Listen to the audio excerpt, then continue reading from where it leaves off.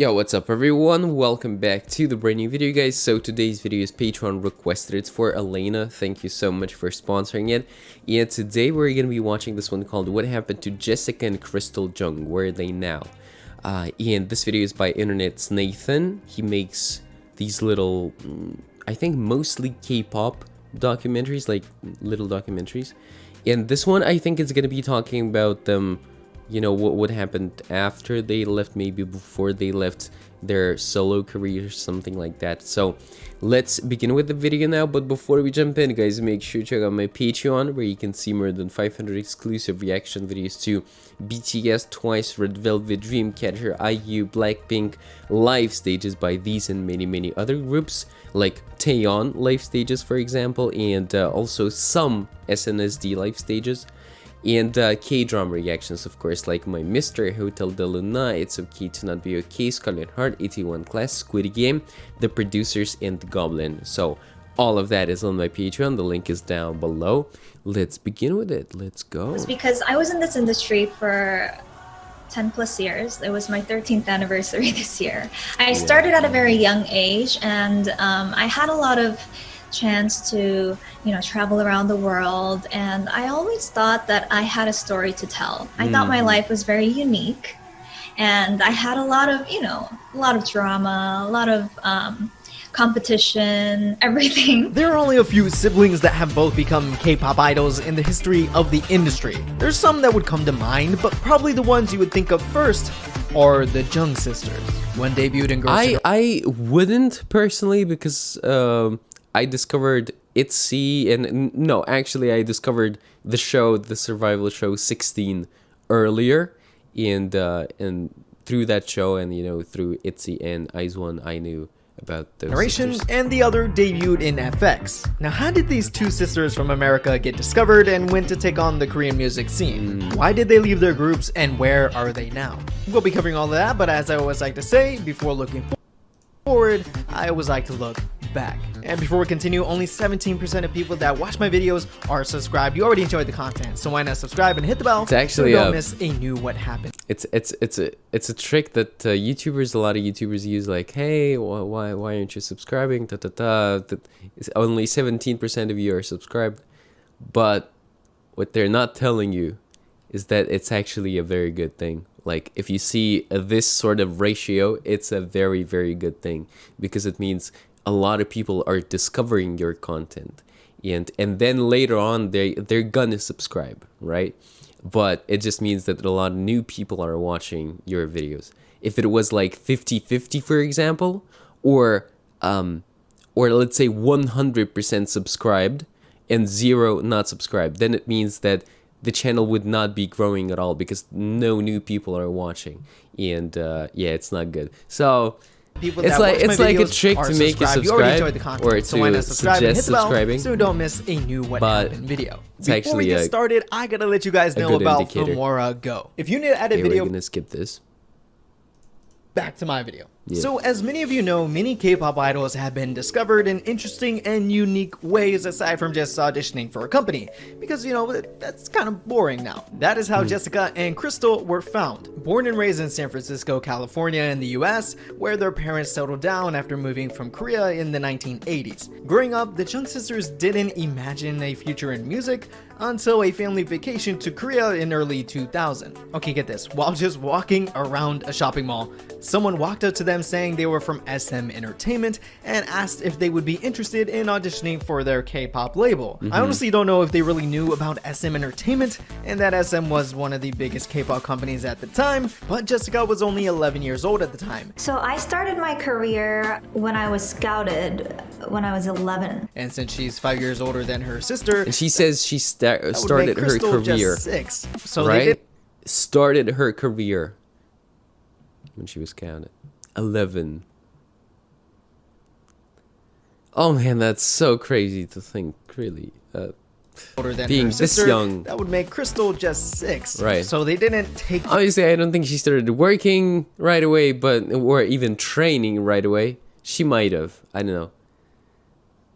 But yeah, The okay. initial offer to train under SM Entertainment since their parents turned it down because of how young their daughters were. Right. After some time, they eventually agreed to have Jessica go and become a trainee. Krystal, however, would join much later in 2006, at a much more acceptable age of 12. Before any official debut, Krystal was more active than her sister as an actress in music videos and commercials in Korea. Now, Jessica trained in SM Entertainment for 7 years before being announced in SM's new girl group, being the first sister to debut in her own group, Girls' Generation. I trained for 7 years, and my debut album was when I was 18 with a girl band. 2007 was the year this 9-member group made their appearance. Even from the very beginning, Girls' Generation was iconic with their debut song Into the New World, which is still covered today by rookie groups on shows. Jessica would be a part of the wild ride of Girls' Generation up to the tops of Korean music charts and international ones, with comeback after comeback striking gold.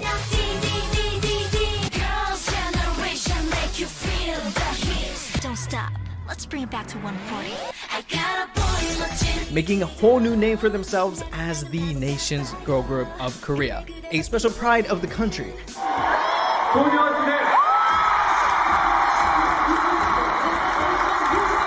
Even the boys in the back are like, yeah. Now let's jump to 2009, where Krystal would join her group and debut after 3 years of training.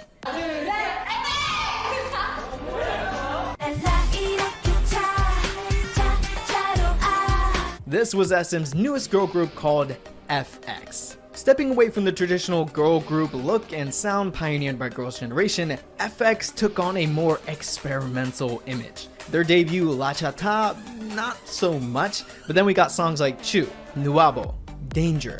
Even their bigger hits made your head tilt out of the confusion of what your ears were hearing, in a good way, with Hot Summer. Okay, careful, I haven't heard those yet. Electric Shock, Yeah. Rum Pum Pum, This one's so Red Light. good, man. Wow, I just thought about it and got chills. Seriously.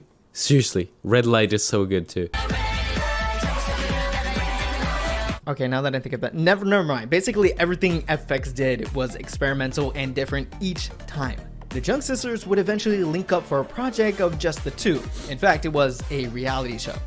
The show, simply titled Jessica and Krystal, ran for only a couple months, but had higher ratings than previous shows that were on at a similar time.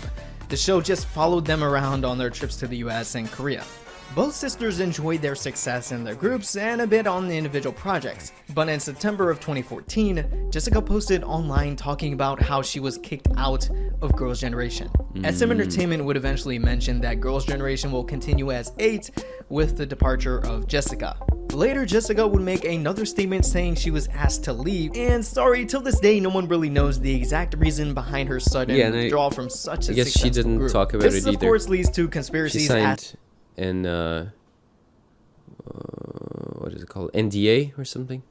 as to why she was kicked out from dating to Could her be. starting her own business, which SM didn't like since she would be making money independently. Since leaving Girls' Generation and SM and basically the whole K-pop world, Jessica has done way better for herself, from acting to writing, but what was more impressive is Blanc and Eclair.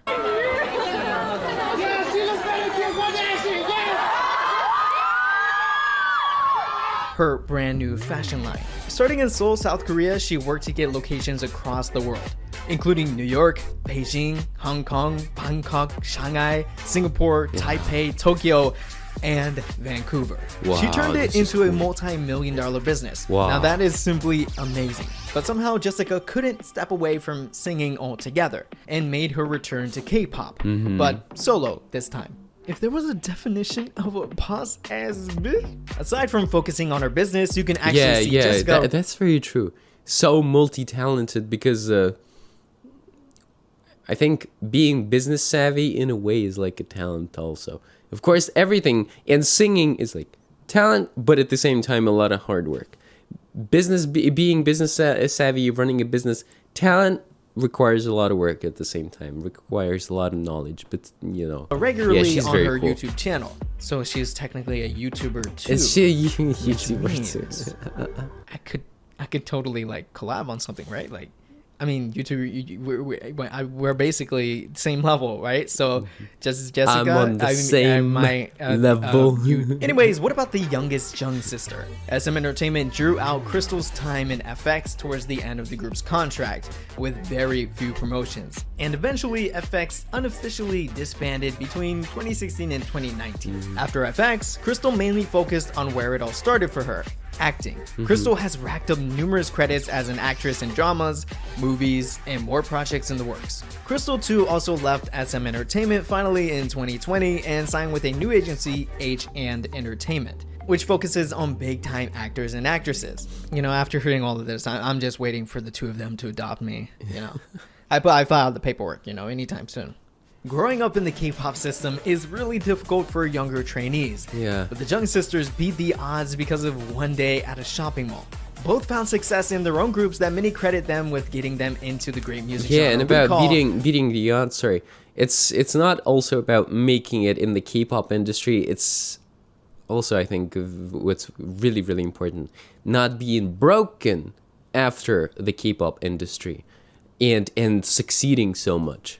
K-pop. Afterwards. And while their careers as idols seem to be behind them, they're doing way better now and appear happier for it. And having a close sister relationship also helped. It's really cool, and thank you for coming, Krystal. I'm always here to support you. If you ask them how they feel about everything right now, they would probably say they're right where they need to be. Because that's Hey, about it. Yeah, that was all. Phew. Phew. Okay, all right. So, really informative video. I liked it. I liked the quality of presentation, and so yeah, running a clothing business like this, a clothing brand, I just really get fascinated by it because I did some research about everything that's required to start it and to maintain it, and I'm like, wow, this is so difficult, but she's doing it.